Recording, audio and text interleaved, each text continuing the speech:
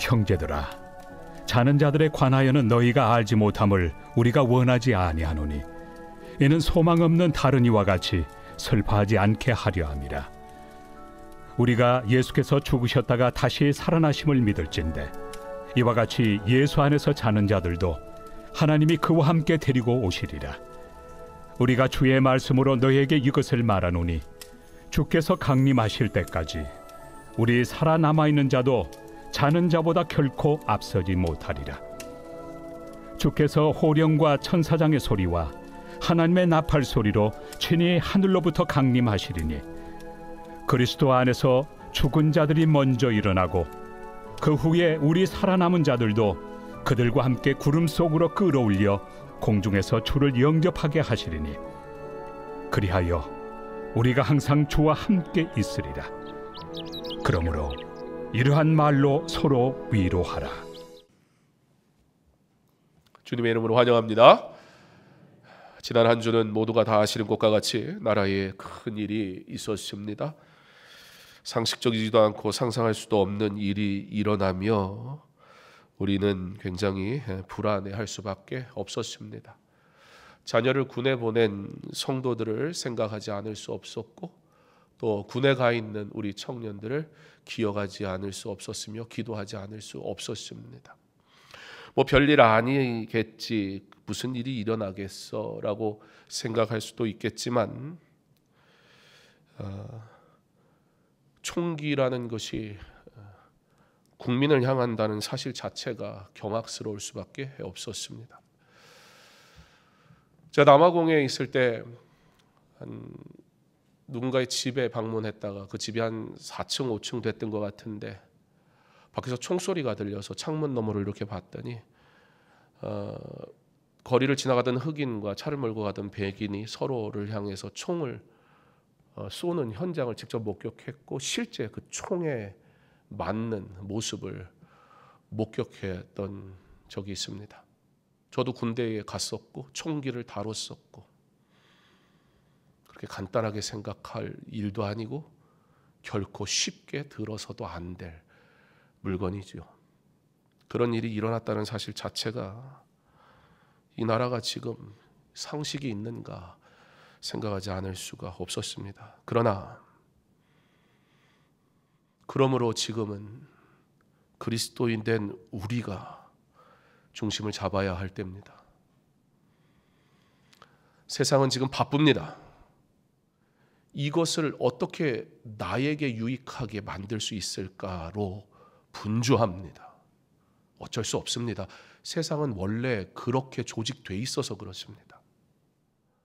모든 문제 앞에 타인을 생각하기보다 내 공동체, 내 유익, 내 이익을 생각하는 건 인간의 근본적인 모습이기 때문에 그렇습니다. 그러나 교회는 그러면 안 됩니다. 그리스도인은 나의 개인적 성향이나 어떠한 생각에 치우치지 말고 이러한 때일수록 하나님의 정의와 하나님의 공의가 이루어지게 해달라고, 누구의 편이 아닙니다. 하나님 앞에 옳지 못한 자라면 하나님 끊으시고 버리시고, 하나님의 정의와 공의를 나타내는 자라면 들어 사용하시고, 성도는 그 일들 앞에서 오른쪽 왼쪽으로 치우치지 말고 하나님의 뜻이 이루어지기를 간절히 기도하고 그런 말하고 그리고 행동해야 합니다. 성도의 행동은 무엇입니까? 기도입니다. 하나님께서 분별하는 지혜와 진리를 따르는 마음을 우리에게 주셔서 어지러운 세상 속에 빛 대신 주님이 소망이 되게 하시기를 교회가 나라와 민족을 위해 기도할 수 있기를 바랍니다. 어느 때보다 더욱 기도해야 할 때입니다. 우리의 구원을 위해 예수님이 이 땅에 오신 날을 기념하는 12월에 오직 예수 그리스도만이 어두운 세상의 소망이 되심을 믿는 우리니까 다른 방법으로 해결될 거라고 우린 기대하지 않습니다. 이런저런 방식과 방법을 말하겠지만 결국 역사의 주인은 하나님이시니까 하나님이 하나님의 섭리대로 하나님의 영광을 드러내실 것이니까, 그리고 하나님의 때에 반드시 죄에 대해서는 심판하실 거니까 잘못된 길에 서지 않도록, 그러나 하나님의 영광이 나타나게 하옵소서, 하나님의 공의와 정의가 실현되게 하옵소서. 우리 함께 기도하는 시간을 구별해 드리는 이 한 달 될 수 있기를 간절히 소망합니다. 특별히 교회는 매주 금요일 공적으로 나라와 민족과 교회와 성도와 하나님의 나라를 위해 기도하는 매주의 금요 기도의 시간이 있습니다. 여러분, 이 시간을 꼭 구별해 주셨으면 좋겠습니다. 바쁘지만, 여러 가지 일로 어렵지만, 그러나 기도보다 더 중요한 일은 없습니다. 지금 누구의 잘못인가 서로 질타하고 싸우는 이때 그리스도인마저 편히 갈리면 되겠습니까? 하나님, 기도하지 않은 내가 먼저 회개합니다. 이 나라를 위해 기도할 사명, 믿지 않는 자들이 할 수 있는 일이 아닌데 믿는 나마저도 주의 성전에 나와 엎드려 기도하는 일에 최선을 다하지 못했는데, 하나님의 은혜가 아니면 이 어지러운 일들이 질서가 잡힐 수 없는데, 주여, 나는 연약하지만 기도가 능력이 있음을 믿으니 기도하게 하옵소서. 연말연시 여러 가지로 바쁘고 힘들겠지만 주님이 이 땅에 오신, 우리의 구원을 위해 이 땅에 오신 그 은혜에 감사하는 성도라면 그 주님의 오심을 기뻐하는 이 달에 주님의 뜻이 이루어지게 하옵소서. 엎드려 기도하는 저와 여러분의 삶이 되기를 간절히 소망합니다. 우리 새로 오신 목사님이 장교 출신이에요. 아마 느끼는 바가 달았으리라 생각이 좀 들어요. 제가 개인적으로 묻진 않았습니다. 제가 개인의 성향이나 제 개인의 어떤 생각에 대해서 제가 듣고 판단하고 싶지는 않습니다. 어떤 방향에 있든 그건 상관없습니다. 저는 여러분이 누구를 지지해야 하든 저는 그거 아무 상관도 없습니다. 그러나 그 모든 생각 앞에 여러분 반드시 하나님이 우선이 되게 하십시오. 그리고 진리를 따라가게 해달라고, 여러분이 어느 쪽에 있든 그곳에서 하나님의 사람으로 바르게 서서 그들을 향해 하나님의 공의가 나타나도록 여러분이 사용 받으실 수 있기를 바랍니다. 생각해 보면 우리나라뿐만 아니라 세계에는 역사적으로 크고 놀라운 일들이 참 많이 있었습니다.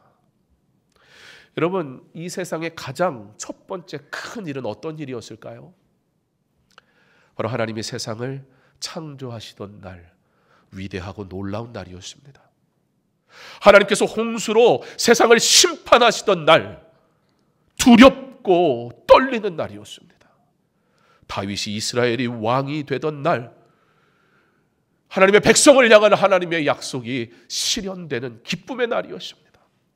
바울이 회심하고 하나님의 구원의 사역이 확장되던 날, 놀라운 은혜의 날이었습니다. 그리고 그 모든 역사 속에 인간은 단 한순간도 스스로 자랑할 만한 존재였던 적이 없으며, 오히려 그거 놀라운 일들 앞에 우리가 얼마나 작고 연약한 존재인지 깨닫게 될 뿐입니다. 그런데 여러분, 이런 놀라운 수많은 날들 중에 우리가 알고 우리가 경험한 또는 우리가 들은 가장 크고 위대한 날은 어떤 날일까요? 그리스도인들에게 바로 예수님이 이 땅에 십자가에 죽으시려고 탄생하셨고 죽으셨고 부활하신 그날, 우리에게는 가장 놀라운 날입니다. 그리고 아직 일어나지 않은, 그러나 반드시 이루어질 날, 바로 우리가 기다리며 살아갈 가장 위대한 날이 있는데, 그날은 어떤 날입니까? 바로 예수님이 이 세상에 다시 오시는 재림의 날인 줄 믿습니다. 예수님의 나심을 축하하는 성탄절을 기념하고 기뻐하는 모든 성도는 예수님의 나심에 대한 기쁨에서 멈춰서 안 되고 바로 다시 오실 예수님의 약속을 믿음으로 기쁨과 함께 다시 오실 주님을 기대하며 살아가야 합니다. 왜냐하면 우리의 모든 근거는 성경입니다. 내 상식이 아닙니다. 내가 살아가는 문화도 아닙니다. 이 사회도 아닙니다. 물론 우리가 이 사회와 문화를 이해할 필요는 있습니다. 왜 그렇습니까? 왜냐하면 우리가 복음을 전해야 할 대상이 바로 이 문화고 이 사회이기 때문입니다. 그러므로 우리는 이 사회와 문화를 무조건적으로 정죄하지는 않습니다. 그렇다 하여 거룩함마저 잃어버려서는 안 됩니다. 성경은 우리에게 분명하게 말씀해 주는데 성경에 가장 많이 언급되고 있는 하나님의 예언 중에 하나는 무엇인가? 바로 예수님의 재림입니다.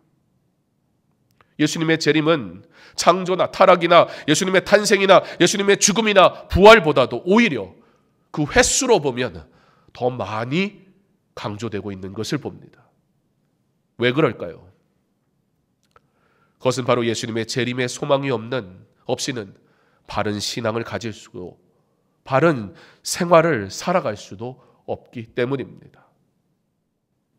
믿음의 삶을 사는 사람의 삶을 보면 다시 오실 예수님을 믿음으로 기다리며 사는 자와 그것을 잊어버리고 사는 자의 삶이 완전히 다릅니다.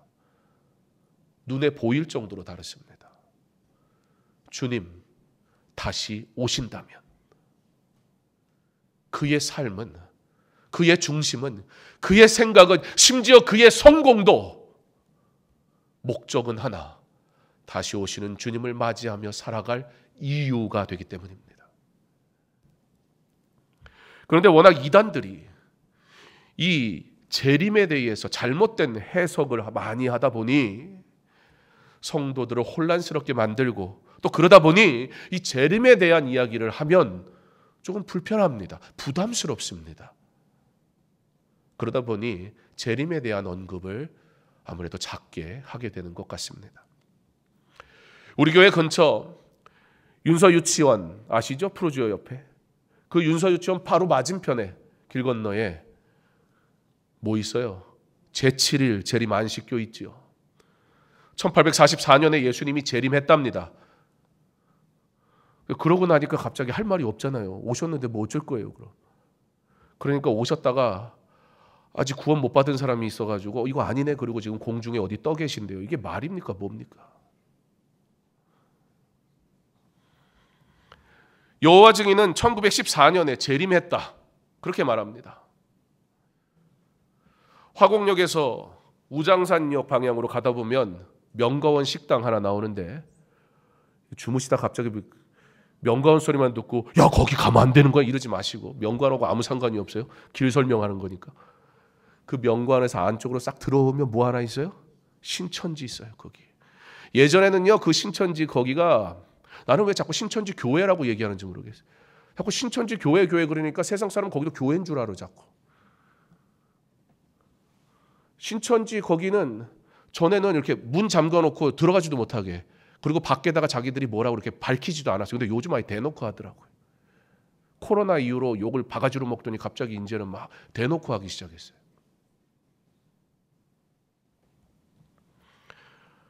신천지 뭐라고 합니까? 이만희가 재림 예수래요. 그래가지고 본인들이 신앙 논쟁을 하자 그래갖고 진짜 논쟁을 하면서 그 이만희가 왜 자기가 재림 예수냐고 하니까 또 그런 적 없대. 대외적으로는 그래요. 그리고 내부에서는 이만희가 또 재림 예수래요 또.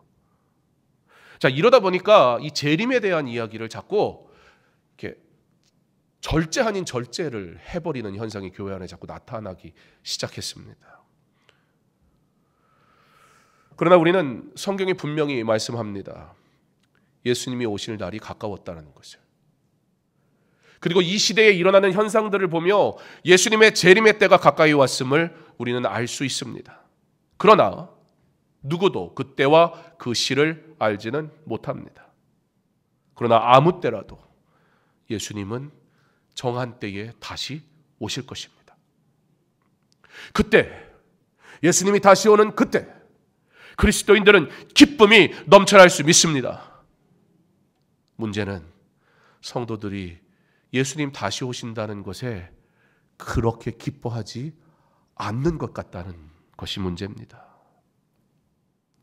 예수님 다시 오실 때 성도는 기뻐해야 하고 믿지 않는 자들은 크게 놀랄 것입니다. 무슨 예수가 있으며 무슨 예수가 다시 오냐고 말했다. 그들은 심판의 주 앞에 벌벌벌 떨게 될 것입니다. 예수님이 다시 오실 때 심판이 있을 것입니다. 그러나 믿는 자들에게 심판은 두려움이 아닙니다. 왜냐하면 하나님의 약속이 이루어지는 것이니까요. 그러나 불신자들에게는 크고 놀라운 일로 두려워 떨리립니다. 그런데 이때 성경이 우리에게 말씀합니다. 예수님 오시는 때가 가까우면 나타나는 현상, 바로 많은 사람의 신앙의 타락을 볼 것입니다. 불신자의 이야기를 하는 것이 아닙니다. 믿는 자들이 하나님을 떠난단 말입니다. 그리고 그 모습이 어떻게 나타나냐? 거룩하지 못한 신앙의 모습으로 나타납니다. 지금 교회의 모습은 어떠합니까? 일상에서 하나님의 거룩한 백성으로 살라는 말씀을 선포하는 것을, 듣는 것을 거북해 합니다. 어떻게 그렇게 신앙생활할 수 있냐 말합니다. 거룩함을 잃은 세대는 하나님의 사랑을 악용하여 적당히 신앙생활해도 된다는 식의 메시지를 좋아합니다. 그리고 그것을 위로라. 저 교회는 위로가 참 많아. 내 입장에서 이해해줘. 위로 필요합니다. 그러나 위로를 빙자한 하나님의 말씀을 왜곡하는 행위는 용납하지 않습니다. 성도들이 삶의 예배로 거룩함을 지키려 하기보다는 주일 예배의 종교적 행사로 신앙의 삶을 다 산 것처럼 살아가고는 합니다. 예수님의 재림의 때는 많은 사람들이 복음을 외면하고 믿음을 버리는 신앙이 타락하는 일들이 발생할 것입니다. 어쩌면 성경을 들여다보고 있노라면 그런 마음이 듭니다. 주님이 오시는 때에 오히려 신앙에 타락하고 신앙을 버리는 이들이 많아진다 하였으니 오히려 성도의 수는 적지 않을까? 수적인 부흥이 교회의 성공이고 그 교회의 건강이라고 믿었던 시대도 있습니다. 정말 그렇습니까? 그 수많은 그리스도인들이 세상에서 도무지 세상에 소금과 빛으로 살아가지 않는 그 모습이 과연 정당합니까? 그래도 되는 겁니까? 세상에는 구원과 영생을 믿지 않는 사람들과 천당과 지옥을 비웃는 자들로 넘쳐나게 될 겁니다. 그리고 성도들 가운데도 술과 담배와 음란과 타락한 모습을 가진 채 살아가는 모습을 보게 될 것입니다. 그래서 누가복음 18장 8절에 예수님이 인자가 올 때에 믿는 자를 찾아보겠느냐 말씀하십니다. 예수님이 정작 재림하실 때는 많은 교인들이 신앙에서 타락한 것을 보게 된단 말입니다. 성도들이 거룩을 강조하는 메시지를 불편해하고 미워하게 될 겁니다. 제가 미래형으로 말씀을 드렸지만 사실 이러한 현상은 현재형이라는 것을 부인할 수가 없습니다. 사랑하는 성도 여러분, 예수님은 말씀하신 대로 반드시 다시 오실 줄 믿으시기 바랍니다. 그때에, 그날이 언제인지 우리는 알 수 없지만 그때에, 그날이 오늘이라 할지라도 바로 그때에 우리 주님 맞이할 참된 신앙의 사람들로 준비될 수 있길 간절히 소망합니다. 주님이 오시는 날에는 이 땅의 모든 수고가 다 끝납니다. 성도의 봉사의 시간도 끝이 납니다. 많은 사람들이 이제 내가 시간이 생기면, 좀 더 성공하면, 좀 더 여유가 있으면 그때 주를 위해 살겠다 말하지만 그 시간을 누가 정한단 말입니까? 그러나 섬기고 싶어도 섬길 수 없는 날이 올 것입니다. 인생에게 주어진 죽음이라는 심판을 통해 섬길 수 없는 날이 올 것이고, 주님 다시 오시는 재림을 통해 완전한 심판, 완전한 회복, 완전한 구원, 더 이상은 우리의 수고나 우리의 열심 필요 없습니다. 우리의 헌신, 우리의 드림 아무 소용 없습니다. 왜냐하면 그런 것들은 애당초 구원과 상관이 없는 일이었기 때문입니다. 그때의 후회해도 이미 늦습니다.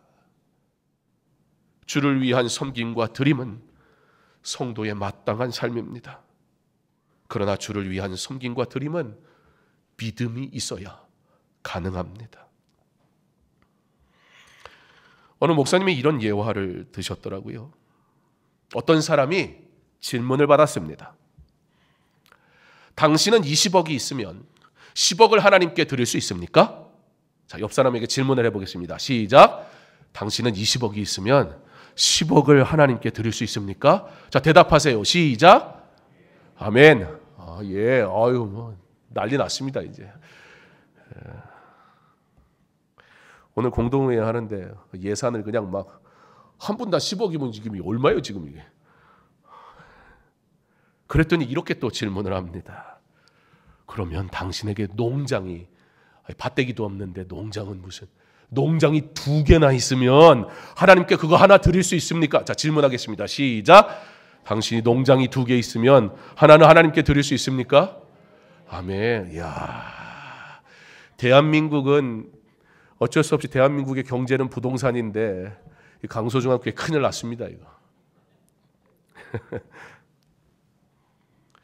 뭐라고 대답했을까요? 물론입니다. 이렇게 대답을 하는 거예요. 마지막으로 이렇게 묻습니다. 당신에게 돼지 2마리가 있다면 1마리를 하나님께 드릴 수 있습니까? 질문하겠습니다. 시작. 당신에게 돼지 2마리가 있다면 1마리를 하나님께 드릴 수 있습니까? 여러분, 돼지 비싸요. 예. 통돼지 바베큐를 드셔보셨죠? 그것이 비쌉니다, 그거. 그렇죠. 이 사람이 뭐라고 대답했을까요? 물론입니다 라고 대답했을 거라고 우리가 기대하겠지요. 그가 이렇게 대답했습니다. 얼굴이 사색이 되더니, 아니, 질문한 사람한테 이렇게 대답하는 거예요. 내가 돼지 2마리 있는 거 어떻게 알았어요? 그 고민 좀 해봐야 되겠는데요. 믿음이 필요해요. 이단들은 주님 다시 오시니까 있는 거 없는 거 다 팔고 아무것도 하지 말고. 아니요. 우리 주님이 저와 여러분이 드리는 그 물질이 없어 주의를 못 하십니까? 그거 주님 거잖아요. 주님 것 가지고 자기가 주인 노릇하는 사람 하나님이 기뻐하지 않으세요. 그리고 하나님 그런 사람 사용하지 않으세요. 하나님께서 우리에게 요구하시는 것은 크고 위대한 사역이 아닙니다. 오늘 내게 주신 것을 감사하는 사람, 내게 허락하신 것으로 만족하는 사람, 이것으로 하나님의 영광을 위해 살라고 부르셨다는 그 믿음을 가지고 오늘을 주를 위해 사는 그 사람을 하나님이 사용하시는 줄 믿습니다. 그가 바로 재림의 예수를 기다리며 사는 자입니다. 지금 내게 주신 것으로 드리십시오. 지금 나의 삶의 모습 그대로 나와 주를 위해 예배 드리십시오. 지금 할 수 있는 것으로 봉사하면 됩니다. 주님이 오실 때 그 기회 다 사라질 겁니다. 오늘도 하나님은 죄를 떠나 그리스도께 돌아오라고 성령을 통해 말씀하십니다. 나팔 소리가 들리고 예수님이 공중에 재림하실 때, 그때에는 예수님 믿는 자들이 공중에 들려 올려질 것입니다. 이 땅에 아무런 소망이 없단 말입니다.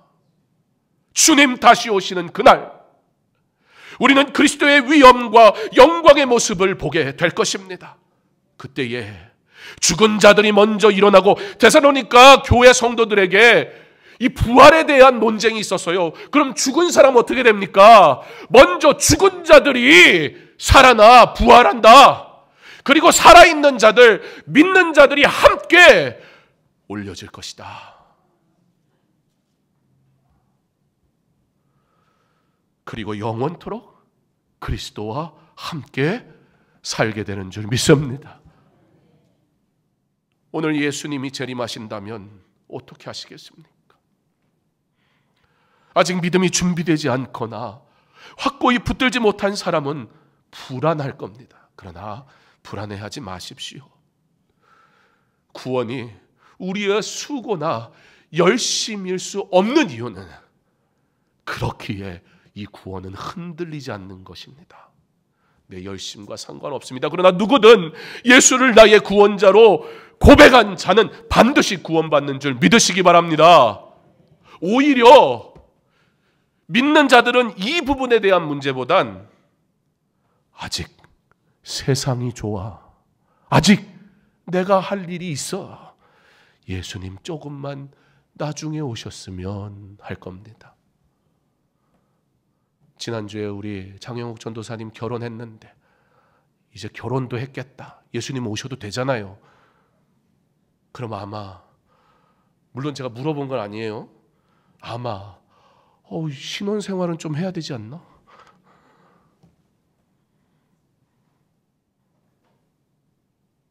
신혼생활 하면 그럼 만족하겠습니까? 무엇을 얻으면 이젠 예수님 오셔도 되는 때가 될까요?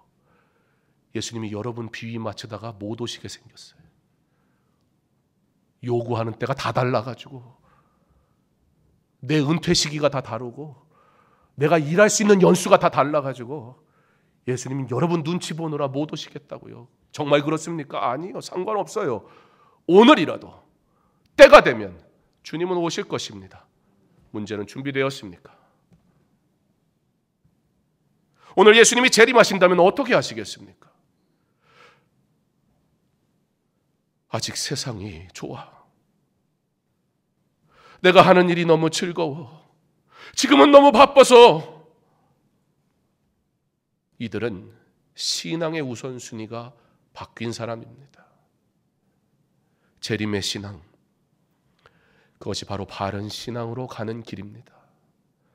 한 해를 마무리하며 재림 신앙이 온전히 회복되기를 소망합니다. 그러므로 2025년 설립 50주년을 맞이하는 해는 우리의 예배가, 우리의 기도가, 그리고 주께서 우리에게 맡기신 복음 증거의 사명 전도가 바로 주님이 우리에게 명령하신 신앙의 본질이 회복되고 풍성해져서 마라나타, 주 예수여 어서 오시옵소서, 주님의 오심을 고대하며 기다리며 남은 날을 바로 오늘을 그의 영광을 위해 살기를 소망하는, 하나님의 영광을 위해 부름받은 하나님의 백성으로, 그의 자녀로 주님을 맞이할 준비하며 매일을 믿음으로 승리하며 살아가는 저와 여러분의 거룩한 삶, 주님을 기다리는 신앙, 주님을 맞이할 준비된 고백이 있는 믿음의 사람 될 수 있기를 주님의 이름으로 축원합니다.